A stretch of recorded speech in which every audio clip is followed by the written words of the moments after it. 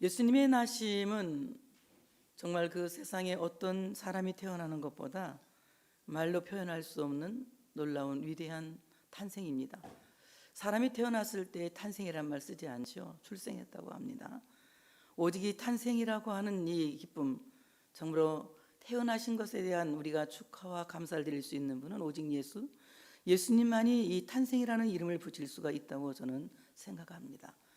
예수님의 탄생은 세상의 역사를 뒤집으셨고, 예수님의 탄생은 우리 참으로 모든 어려운 사람들과 그리고 죽어가는 죄인들에게 생명을 주시고 소망을 주시는 축복이 아닐 수가 없기 때문에 그렇습니다.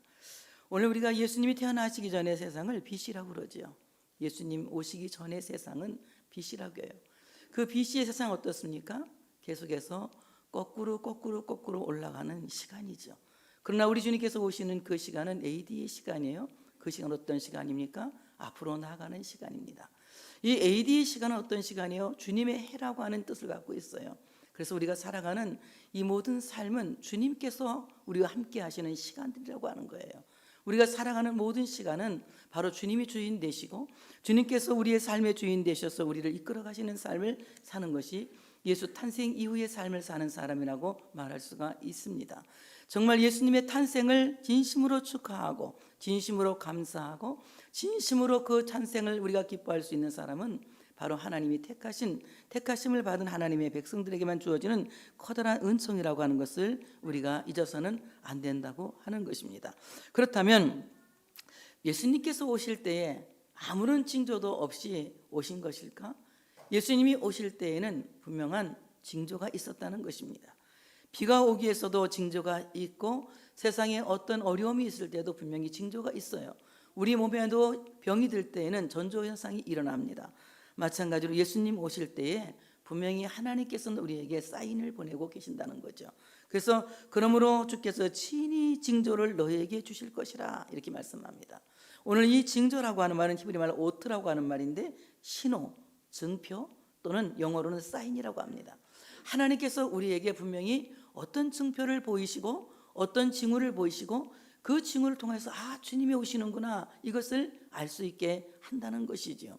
그렇다면 주님께서 우리에게 보이시는 징후는 어떤 징후냐?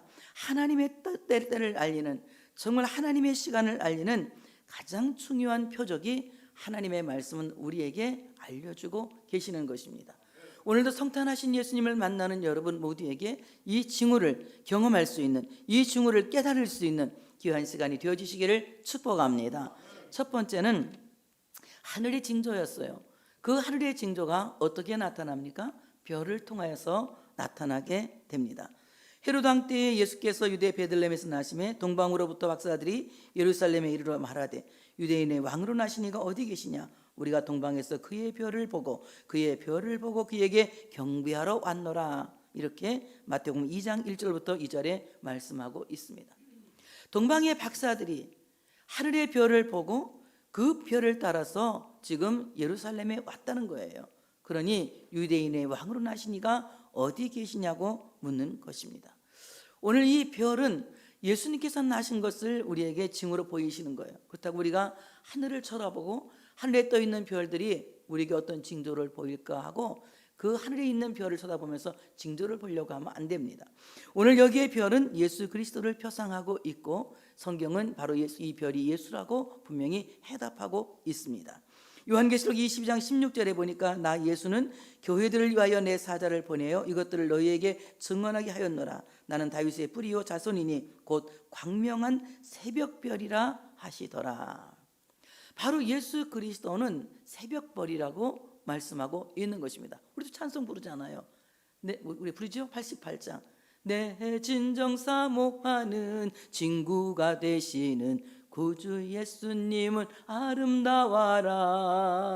산 밑에 백합하여 새벽별. 다 까먹었지. 정말 이 땅 위에서 우리가 예수님은 새벽별이라고 찬양도 부르죠. 새벽별은 무엇을 가르치는 별이냐? 새벽별은 마치 나침반과 같이 동서남북을 가르쳐주는 별인 것입니다. 마찬가지로 예수 그리스도는 바로 새벽별로 오시어서 죽어가는 인간들에게 천국 가는 길을 가르쳐준 나침판이라고 하는 거예요. 예수가 없이는 하나님 나라로 들어가는 길을 찾을 수 없으며, 예수가 없이는 하나님 나라로 들어가는 문을 만날 수가 없는 것입니다. 예수님께서는 생명의 문이 되셨고, 예수님은 하나님 나라로 가는 길이 되셨기 때문에 예수님 때문에 하나님 나라 가는 길을 알 수 있게 되었고, 예수님 때문에 하나님 나라의 문을 열 수가 있게 된다고 하는 것입니다. 그러므로 열면 닫을 자가 없고 닫으면 열 자가 없는 다윗의 열쇠를 가지신 예수 그리스도, 그 예수 그리스도는 우리의 길이시요 우리에게 생명의 문이 된다고 하는 사실을 우리가 결코 잊어서는 안 된다고 하는 것입니다.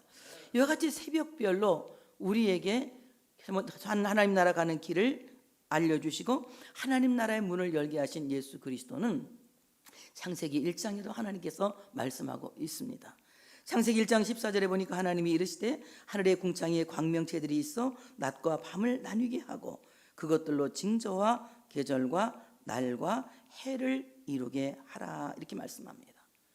우리가 창세기 1장에 나오는 하나님이 천지 창조하시고 하늘의 그 광명들을 만드시고 그것들을 통하여서 사시와 계절과 징후를 알려주신다고 하는 것을 그냥 자연적인 현상이라고 보면 그냥 그렇게 이해할 수도 있겠지만, 우리가 이것을 깊이 그리스도와 연관하여 본다면 바로 하나님께서는 하늘의 광명제들을 통하여서 계절과 날과 해를 이루게 하는 징조를 보이게 하신다라는 것을 우리가 말씀을 통해서 알 수가 있습니다. 그럼 계절은 무엇이냐? 계절을 히브리 말로 모에드라고 해요. 모에드, 이 말은 무슨 말이냐? 모에드라고 하는 말은 유월절, 나팔절, 초막절 이런 절기를 가르쳐주는 단어예요.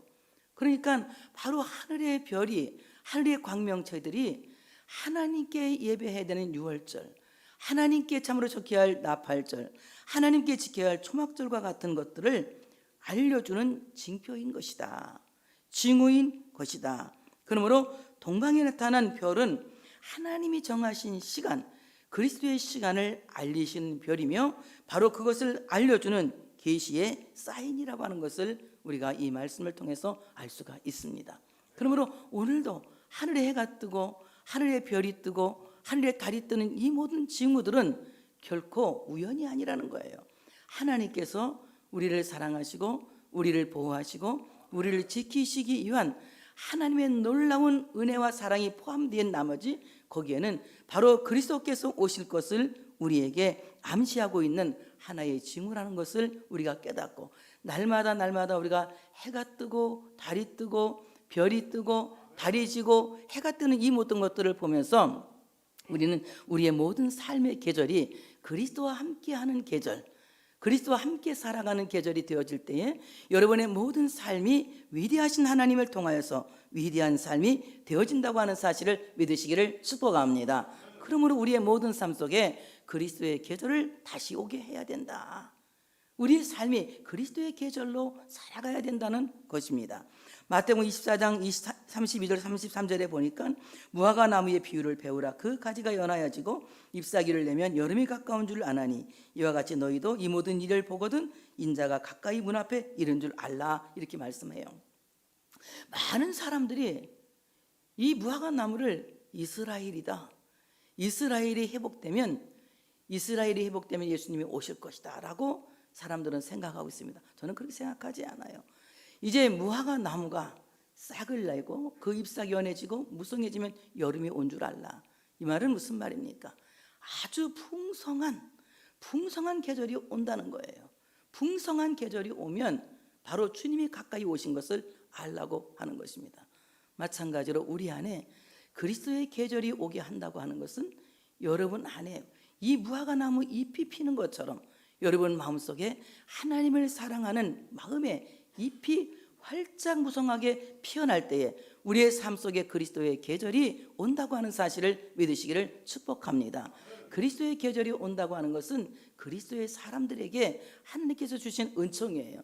바로 내 안에서 하나님을 사랑하는 신앙의 무화과 잎이 피어날 때에 하나님 앞에 참으로 열정적으로 노래하고 싶은 찬양의 열정이 무화과 잎처럼 피어날 때에, 그리고 하나님의 영광을 위해서 열심히 충성하고자 하는 사명감의 무화과 잎사귀가 피어날 때에, 그래서 마치 무성한 여러분같이 여러분의 신앙이 무성해질 때에, 그리스도의 계절이 되어졌을 때에 여러분은 그리스도와 동행하는, 그리스도가 오는 그리스도의 임재를 경험하는 아름다운 삶을 살게 되어진다고 하는 사실을 믿으시기를 축복합니다.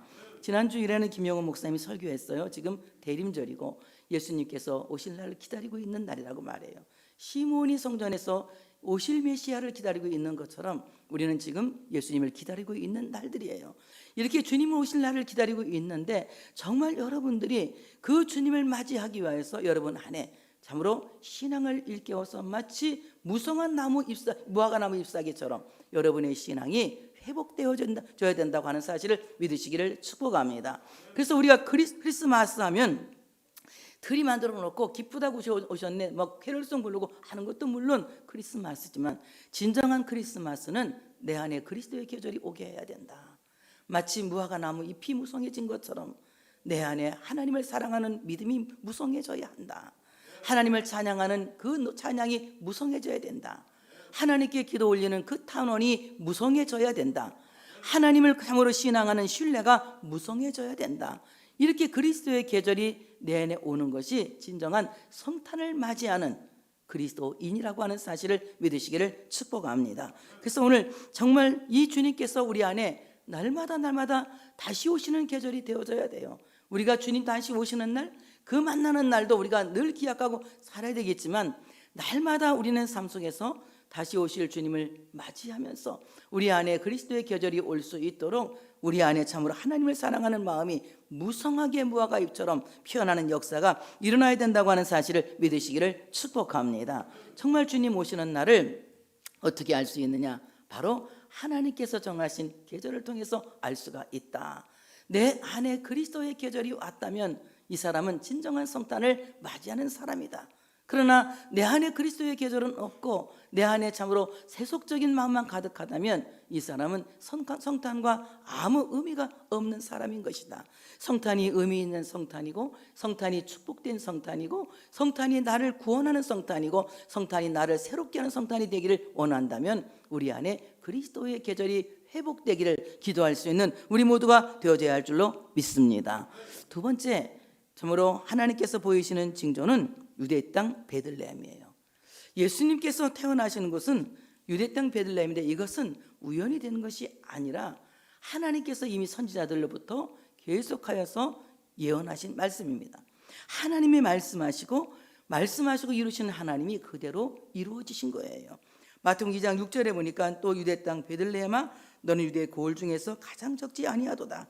내게서 한 다스리는 자가 나와서 내 백성 이스라엘의 목자가 되리라 하였음이니라, 이렇게 말합니다. 이것은 서기관이 이제 동방 박사들에게 예수님 태어나신 곳을 가르쳐주는 말씀이에요. 바로 예수님께서는 유대 베들레헴에 나신다, 이렇게 말씀하고 있습니다. 그러면 유대 베들레헴에 나신 그 예수가 우리에게 신호가 되는 것이다. 징표가 되는 것이다. 유대 베들레헴에서 나지 않으신 예수는 진짜 예수가 아니라는 거예요.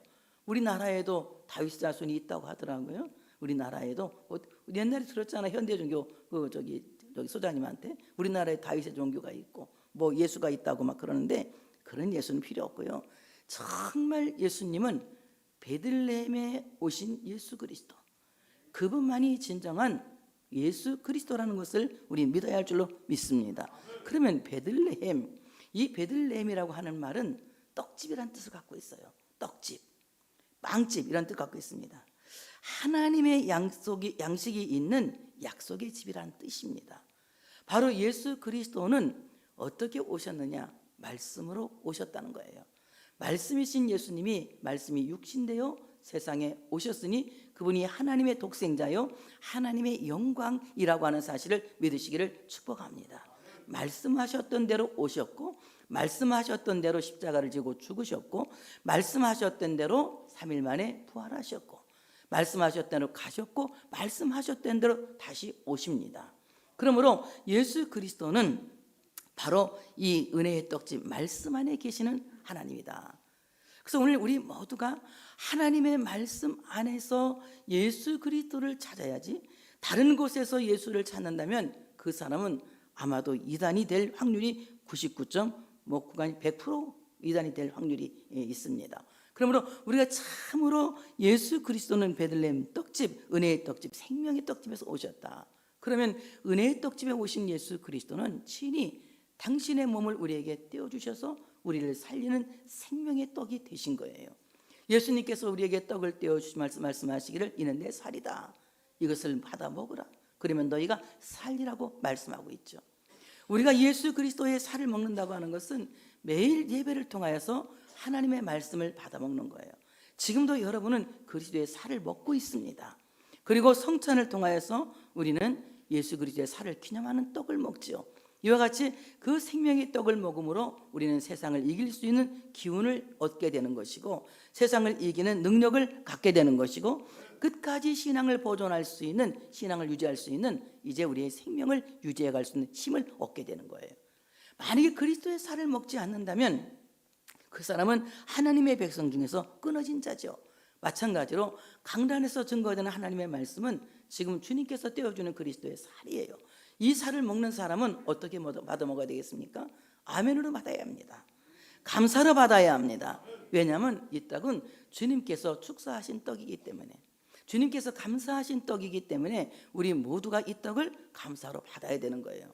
예수님께서 보리떡을 들고 하늘에 우러러 딱 손에 들고 하늘로 축사를 하셨어요. 그리고 그 떡을 떼어서 모든 사람에게 나누어 주셨습니다.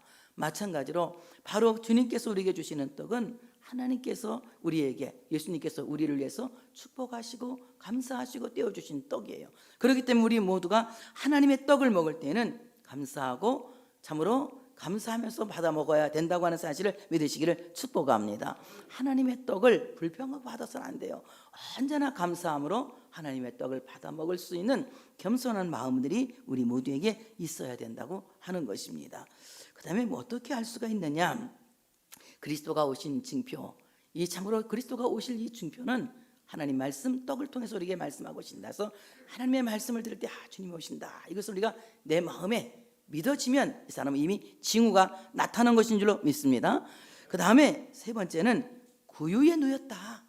구유에 누인 아기가 바로 예수님이라고 말씀하고 있습니다. 누가복음 2장 12절에 보니까 너희가 가서 강보에 쌓여 구유에 누여 있는 아기를 보리니 이것이 너희에게 표적이니라, 이렇게 합니다. 강보에 쌓여 구유에 누인 아기를 볼 것이다.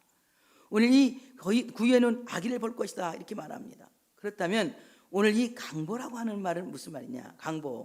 강보라고 하는 히브리 말로 하탈이라고 하는 말인데 붕대라는 말이에요. 붕대. 우리는 아기를 낳으면 어떻게 합니까? 우리도 아기를 낳으면 아기 싸는 이렇게 보자기가 있잖아요. 아기 싸는, 아기 싸게 뭐라 그러는 거야? 싸게 아기 싸는 그건 강보, 여기 성경에 있는 강보라니까 우리도 강보라고 합시다. 그 강보가 있어요. 그 강보에다 어떻게 합니까? 아기를 잘 해서 거의 고돌돌 말다시피 이렇게 아기를 싸죠. 왜? 아기가 잘못하면 놀라고 그러니까 딱 싸서 아기를 안전하게 지키기 위해서 딱 싸, 처음에는 꼭 돌돌 말아서 싸가지고 아기를 잘 이렇게 이제 좀 더 클 때까지는 아기를 이렇게 보호하고 키우잖아요. 마찬가지로 이스라엘 나라에도 그래요. 이때는 거기는 붕대로 아기를, 긴 붕대로 아기를 잘 감습니다.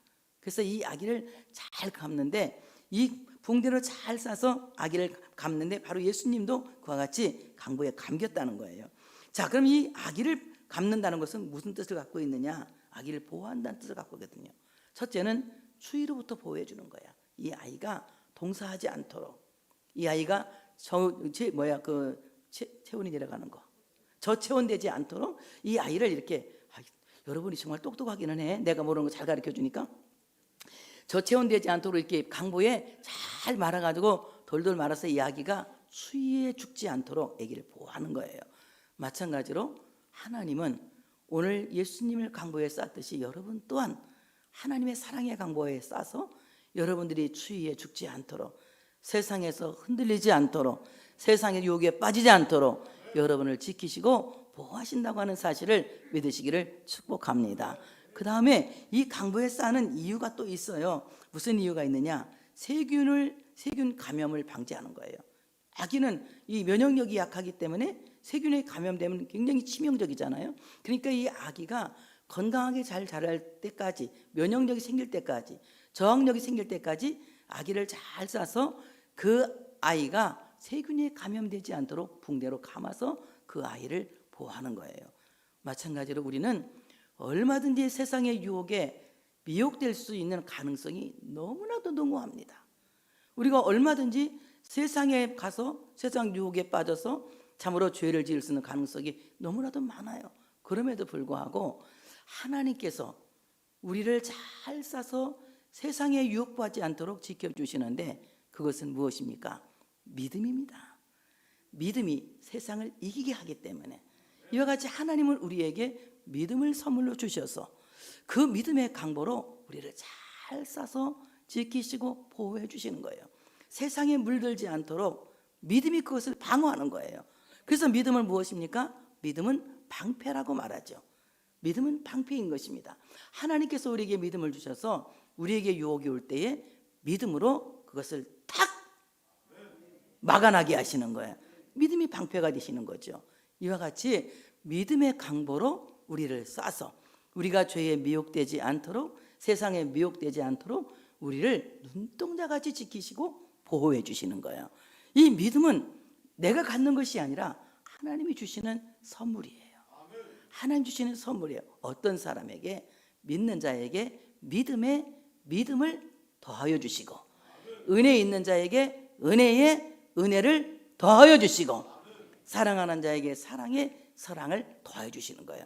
그러니까 우리가 정말 내가 예수 그리스도를 믿습니다라고 신앙을 고백하는 이 고백이 참 고백이 되어지면 여러분 믿음을 갖게 된 거예요. 근데 그 믿음을 어떻게 해야 되느냐? 믿음은 자꾸 확장시키고 키워야 되죠. 그럼 어떻게 우리가 이 믿음을 확장시키고 키워야 됩니까?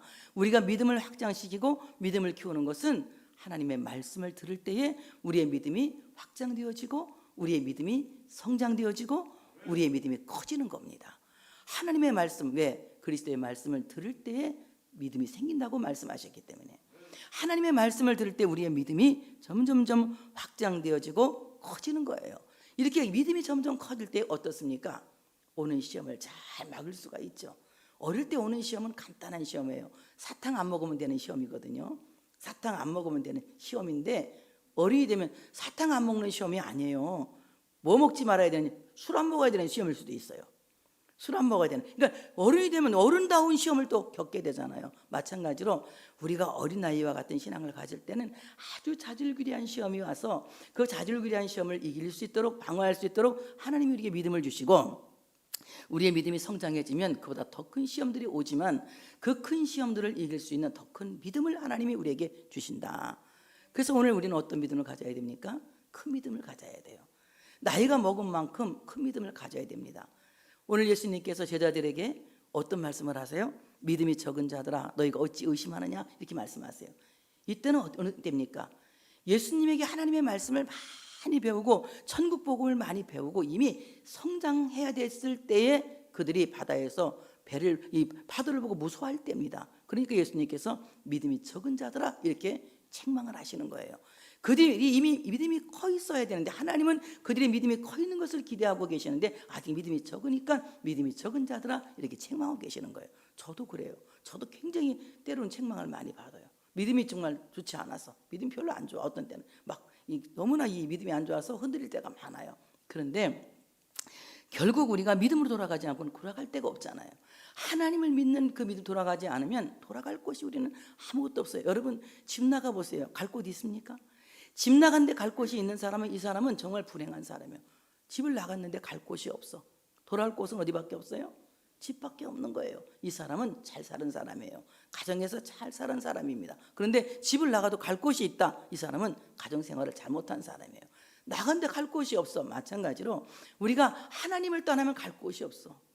다시 돌아가야 할 곳은 하나님인 거야. 믿음인 거야. 이와 같이 우리가 믿음을 점점 키워서 결국 믿음으로 우리를 잘 감쌀 때에 세균 감염을 막을 수 있고 우리가 죄의 유혹을 이길 수 있게 된다고 하는 사실을 믿으시기를 축복합니다. 그 다음에 강보는요, 환영의 뜻을 갖고 있거든요. 고대 근동 지방에서는 아기가 태어나서 이 환영받는 아기는 강보에 잘 싸가지고 그 아기를 환영한다는 뜻으로 강보에 잘 싼대요. 그런데 태어나지 않아야 될 아기가 막 환영받지 못할 아기가 태어나면 갖다 버려버린대. 강보에 싸지도 않고 그냥 갖다 버려버린대요. 중동 지역의 그 풍습이 그렇다네요. 우리나라는 그러면 큰일 나죠. 근데 아주 그렇게 그런다고 그래요. 마찬가지로 바로 예수님께서 강보에 쌓인 것은 우리가 마땅히 예수님의 오심을 환영해야 된다는 거예요. 한번 할까요, 우리? 매틴 예수님 환영. 환영. 한국말 못 알아들어? 자, 우리 다 같이 예수님 환영합니다. 예수님 환영합니다. 조금 매틴한테 미안하네. 한국말만 계속 해가지고. 이렇게 정말 주님이 오실 것을 우리가 환영하는 거야. 크리스마스는 뭐는 건 주님 오신 것을 환영합니다. 그냥 환영하지 마. 주님 오신 것을 대환영합니다. 대환영합니다. 마찬가지로 주님을 환영하는 자가 하나님 나라에서 환영받는 자가 되는 거예요. 주님을 환영하지 못하는 사람은 절대로 주님 나라에서 환영받지 못해요. 그래서 예수님 뭐라고 말씀하십니까? 영접하는 자, 바로 환영하는 자, 영접하는 자, 곧 그 이름을 믿는 자에게는 하나님의 자녀가 되는 뭘 줘요? 권세를 주는 거예요. 이와 같이 하나님 나라에서 환영받는 자는 그리스도를 환영하는 자라는 것입니다. 자, 산모는 아기가 태어나기 전에 강보에다가 그 아기 이름을 쓴다고 하더라고요. 대개 이제 아기들을 우린 태명을 짓지만 유대인 같은 사람들은 그냥 미리 이름을 적었나 보죠. 근데 예수님의 이름은 마리아가 진 이름이 아니에요. 하나님이 주신 이름이죠. 그 이름을 예수라라 이랬잖아요. 그러니까 그 이름을 예수라라, 예수라고 그 이제 자기 그 강보에다 이름을 잘 이렇게 새겼겠죠. 잘 수를 놓았겠죠. 그래서 이 수를 놓아서 그 예수라고 하는 이름을 싼 강보에 예수님을 딱 싼 겁니다. 그러니까 오늘 정말 이 예수님의 강보는 다른 사람의 이름이 아니라 바로 예수라고 하는 우리를 구원하는 예수의 이름을 싼 이런 이름이라고 하는 사실을 믿으시기를 축복합니다. 그러므로 말씀하신 대로 예수님은 세상에 오셨다. 태초에 계신 하나님의 말씀이 지금도 우리 가운데 계신다고 하는 사실을 믿으시기를 축복합니다. 강보에 쌓여서 구유에 누인 아기를 너희가 보게 될 것이다. 이렇게 말씀한 거예요. 그러면 구유는 뭡니까? 짐승의 여물을 담는 통이에요. 상자예요, 상자. 원래 이 상자라고 하는 말은 히브리어로 테바라고 하는 말이거든요. 테바, 이 말은 바로 방주, 교회를 가리켜서 말하는 거예요. 주님의 몸 된 교회는 마치 여물통과 같이, 주님께서 세우신 교회는 마치 여물통과 같이 하나님의 백성들에게 생명의 양식을 공급하는 곳이다. 그래서 오늘 교회는 하나님의 말씀을 공급해서 하나님의 백성들을 살리는 곳이에요. 어디에 가도 이 양식을 공급받을 곳이 없습니다. 오직 하나님의 신령한 양식을 공급받을 수 있는 곳은 교회라고 하는 사실을 믿으시기를 축복합니다. 교회에 와서 하나님의 양식을 공급받는다는 겁니다. 마틴 루터는 바로 이 구유를 어떻게 말하느냐, 성경은 아기 예수님을 담고 있는 구유와 같다, 이런 얘기를 했어요. 성경 66권은 아기 예수님을 담고 있는 구유와 같다. 바꿔서 말하면 바로 성경 66권을 품고 그 말씀을 가르치는 교회는 예수님을 품은 교회와 같다는 것입니다. 바로 하나님의 말씀이 없는 교회는 그리스도가 없는 거예요. 성경 66권이 그리스도며 성경 66권이 예수라고 하는 사실을 믿으시기를 축복합니다. 여물통에 있는 그 참으로 양식을 제 짐승들에게 먹여서 살리는 것과 마찬가지로 영원히 죽을 수밖에 없는 금수만도 못한 우리들, 짐승만도 못한 우리들에게 하나님은 생명의 꼴을 먹여서 살리시고 우리를 참으로 복 주신다고 하는 사실을 믿으시기를 축복합니다. 이와 같이 증표가 몇 가지 내가 말했죠? 3가지를 말했어요. 하나는 뭐라 그랬어요? 네? 하늘의 별. 또 그다음에 2번째는 또 뭐라 그랬지? 베들레헴을 얘기했죠? 3번째는 뭘 얘기하고 있어요? 구유에 누인 아기를 말하고 있어요. 바로 이것이 징표라는 거예요. 여기서 예수를 찾지 않고 다른 데서 예수를 찾으면 안 된다는 겁니다. 그런데 여러분, 내가 여러분 말구유를 찾아가라는 것이 아니라 이 말구유는 교회예요. 바로 그 구유에 담긴 아기는 성경 66권이다. 이렇게 여러분들에게 말씀하고 있는 거예요. 성경 66권 바로 예수 그리스도가 하나님의 말씀이고 말씀이 예수라고 하는 사실을 믿으시기를 축복합니다. 말씀하신 대로 세상에 오셨고 말씀하신 대로 참으로 나를 위해서 죽으셨다는 거예요. 자, 그 다음에 크게 두 번째, 예수 그리스도는 여자의 후손으로 태어났다. 너무 정말 우리가 이 고백이 없으면 예수 믿는 사람이 아니잖아요. 한번 해볼까요? 나는 전능하신 사도신경 해보세요. 나는 천지의 창조주를 믿습니다. 나는 그의 유일하신 아들 우리 주 예수 그리스도를 믿습니다. 그러잖아요. 그는 동정녀 마리아에게서 나셨다. 이 고백이 안 되면 신앙 고백이 안 되는 거예요. 천지 만물 창조하신 것과 바로 이어서 두 번째 고백이 예수 나심이에요. 바로 예수님께서 나셨는데 그는 동정녀 마리아에게 성령으로 잉태되어서 태어나셨다고 말씀하세요. 보라, 처녀가 잉태하여 아들을 낳을 것이요. 마태복음 1장 18절에 예수 그리스도의 나심은 이러하니라. 그의 어머니 마리아가 요셉과 약혼하고 동거하기 전에 성령으로 잉태되는 것이 나타났더니, 또 누가복음 1장 34절에 보니까 마리아가 천사에게 말하되 나는 남자를 알지 못하니 어찌 이 일이 있으리까 이럽니다. 나는 남자를 알지 못하는 동정녀인데 어떻게 내가 아기를 임신할 수가 있겠습니까? 이런 걸 말하는 거예요. 그러니까 인간의 어떤 이 혈육에 의한, 그리고 어떤 생리적인 것에 의한 것이 아니라 이것은 하나님께서 오직 성령으로 그를 잉태하게 하셔서 바로 성령으로 잉태되어 예수님을 태어나게 하셨다는 겁니다. 그러니까 예수님은 사람의 아들이 아니라 하나님, 하늘에서 온 하나님의 아들인 것이고 성령으로 잉태되어 나셨기 때문에 그는 하나님의 아들이시라는 것입니다. 그러므로 사람은 우리를 아무도 구원할 자가 없어요. 왜? 모두가 죄인이기 때문에 아무도 하나님의 영광에 이를 자가 단 한 명도 없어요. 그래서 세상에 훌륭한 사람은 있어도 성인은 없는 거예요. 성인이라는 이름을 붙이면 그때부터는 이상한 겁니다. 성자는 아무데나 붙이는 게 아닙니다. 그래서 세상에 훌륭한 사람, 좋은 사람, 위대한 사람, 멋있는 사람이 있어도 성인은 없습니다. 오직 거룩하신 인간은 참으로 인간의 몸을 세상에 입고 오신 완벽한 인간이시며 완벽한 하나님이신 예수 그리스도 외에는 없다고 하는 사실을 믿으시기를 축복합니다. 그러므로 예수님은 완전한 신성을 가지셨고 완전한 인성을 가지셨어요. 완전한 인성 가졌다고 하는 것은 죄 없는 분이라는 거예요. 전혀 죄 없이 이 땅에 오셨어요. 왜? 아담의 후손이 아니라 여자의 후손으로 오셨기 때문에 예수님은 아무 죄가 없다는 거예요. 무음하시다는 분이에요. 그렇기 때문에 예수님은 우리를 죄에서 구원하실 수 있는 구주가 되셨다고 하는 사실을 믿으시기를 축복합니다. 그래서 제가 한번 찾아봤어요. 예수님을 가리켜서 마지막 아담이라고 하고 두 번째 아담이라고 하거든요. 그런데 이 예수님이 마지막 아담, 두 번째 아담, 첫사람 아담은, 첫 번째 아담은 세상에 와서 선악과를 먹음으로 말미암아 모든 인간에게 죄를 전가했어요.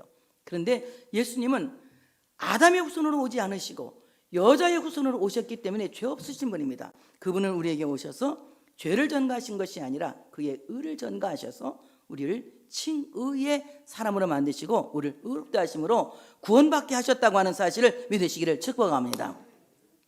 고린도전서 15장 45절과 47절을 제가 한번 읽어볼게요. 쉬운 말 성경으로 한번 찾아봤어요. 저도 성경에 기록된 대로 첫사람 아담은 살아있는 존재가 되었다. 첫 번째 사람 아담, 이 에덴 동산에서 만들어진 이 아담은 살아있는 존재가 되었다라고 했지만 마지막 아담인 그리스도는 생명을 주시는 영이 되었다, 이렇게 기록하고 있어요. 마지막 아담 예수 그리스도는 생명을 주신 영이 되었다. 47절에는 첫사람 아담은 땅에서 났으므로 흙에 속한 사람이다. 흙에 속한 사람이다. 그런데 둘째 사람 그리스도는 하늘에서 오셨다, 이렇게 말씀하고 있어요. 그러니까 예수 그리스도는 하늘에서 오신, 참으로 인간을 구원하시기 오신 구세주라고 하는 사실을 믿으시기를 축복합니다. 로마서 5장 12절에 보니까 첫사람 아담의 죄로 말미암아 인간은 모두 죽음의 지배를 받게 되었다. 그런데 죽음이 왕노릇하게 되었다는 것입니다. 그런데 바로 이 두 번째 한 사람의 죄가 세상에 들어오고 죄로 말미암아 참으로 사망에 들어왔는데 이와 같이 모든 사람이 죄를 지었으므로 사망이 모든 사람에게 이르렀다고 말합니다. 첫 번째 아담에게는 죄가 전가되어서 모든 사람이 사망에 이르게 되었다고 말합니다. 그런데 로마서 5장 15절 16절에 보니까 하늘에서 오신 마지막 아담 예수 그리스도는 생명을 주시는 예수 그리스도는 어떻게 말씀하겠습니까? 하지만 하나님께서 그리스도를 통해 주시는 선물은 아담이 죄를 지었을 때와 같지 않다. 왜냐하면 비록 한 사람 아담이 지은 죄로 인해 많은 이들이 죽었지만 하나님께서 베푸신 은혜 곧 한 사람 예수 그리스도로 말미암는 은혜의 선물은 그보다 훨씬 많은 사람에게 풍성히 차고 넘쳤기 때문이다. 아담은 우리에게 죽음을 줬지만 예수 그리스도는 우리에게 풍성한 은혜를 입혀서 그 은혜로 말미암아 하나님의 자녀가 되게 하시고 그 은혜로 말미암아 구원받게 하셨다는 거예요. 하나님께서 우리에게 믿음을 주셨고 바로 우리에게 그 은혜를 주셔서 우리를 참으로 하나님의 백성 되게 하셨다는 겁니다. 또한 하나님의 크신 은혜는 한 사람 아담이 지은 죄가 가져온 결과와 같지 않다. 비록 한 사람 아담이 지은 죄로 인해 모든 사람이 죄인이라는 것을 판결받게 되었지만 하나님께서 예수 그리스도를 통해 거저 주신 크신 은혜의 선물로 말미암아 많은 죄인들이 무죄 판결을 받아서 의롭다고 인정받았기 때문이다. 예수님 때문에 우리 무죄 판결을 받고 의롭다고 인정을 받게 되었다는 거예요. 그러니 오늘 예수님께서는 남자와 여자의 관계 속에서 태어난 사람이 아니라 하나님께서 여자에게 동정녀에게 남자를 알지 못하는 동정녀에게 성령으로 잉태하게 하셔서 오신 하늘에서 오신 하나님의 아들이다. 그래서 오늘 내가 너로 여자와 원수가 되게 하고 내 후손도 여자의 후손과 원수가 되게 하리니 여자의 후손은 내 머리를 상하게 할 것이요 너는 그의 발꿈치를 상하게 할 것이니라. 이 말은 여자의 후손 예수 그리스도는 마귀와 원수가 된다. 우리를 유혹하고 우리를 시험 들게 하고 우리를 망가지게 하고 우리를 고통스럽게 하는 우리를 병들게 하는 이 마귀를 참으로 원수로 삼고 그의 머리를 짓밟아 버린다. 뱀은 예수님의 발꿈치를 밟아서 예수님을 십자가에 못 박았지만 결국 그리스도의 피가 이 사탄의 권세를 이기고 우리를 승리하게 하신다. 이렇게 말씀하고 있는 거예요. 그러니 우리 여자의 후손이신 예수 그리스도 그분을 믿으시면 정말 믿습니까? 그분을 믿으면 더 이상 우리는 죄인이 아니에요. 믿음으로 무죄 판결을 받게 되는 겁니다. 여러분 정말 죄 없이 크리스마스를 맞이하시기를 바랍니다. 죄인의 모습으로 받지 마시고 의롭다 하심을 입은 무죄 판결을 받은 하나님의 사람으로 크리스마스를 맞이할 수 있는 여러분 되시기를 축복합니다. 나머지 말씀은 다음 주에 또 생각을 하도록 하겠습니다. 시리즈로 한다 그랬잖아요. 다음 주로 이제 생각하도록 하겠습니다. 잊어버리지 말아야 됩니다. 예수님 탄생은 우리에게 분명히 신호하고 계신다. 사인하고 계신다. 우리에게 분명히 징조를 보이신다. 첫째 무엇으로? 하늘의 별로. 이 별은 우리에게 계절을 알게 하시는 것이다. 우리의 모든 삶 속에 그리스도의 계절이 올 때에 주님이 가까이 오신 것을 알게 될 것이다. 인지하게 될 것이다. 깨닫게 될 것이다. 여러분 이번 크리스마스는 주님이 정말 내 심정 안에 내 안에 계신 것을 깨달아 알 수 있는 복 있는 시간이 되어주시길 바랍니다. 여러분 모두가 하나님을 찬양하고 하나님을 높이는 그리스도의 계절을 맞이할 수 있는 여러분 되시기를 축복합니다. 두 번째는 베들레헴에 오신 예수님, 떡집에 오신 예수님, 오늘도 우리에게 그 살을 떼어 주셔서 이걸 받아 먹으라 그러면 너희가 살리라고 말씀하신 그 주님의 말씀을 감사로 받을 수 있는 여러분들 되어지시기를 바랍니다. 마지막으로 주님은 어떤 징조를 보이신다고 했어요? 구유에 누이신 것을 보면 알게 된다. 오늘도 우리에게 생명의 양식을 주시는 성경 66권 속에 계시는 그 예수님을 만날 수 있는 여러분 되어지시길 바라고 여자의 후손으로 오셔서 우리에게 믿는 모든 자에게 무죄를 판결하시고 하나님의 백성 되게 하신 이 놀라운 은혜를 힘입어 알 수 있는 여러분 모두가 되시기를 축복합니다. 하나님께 영광의 박수 올려드리겠습니다.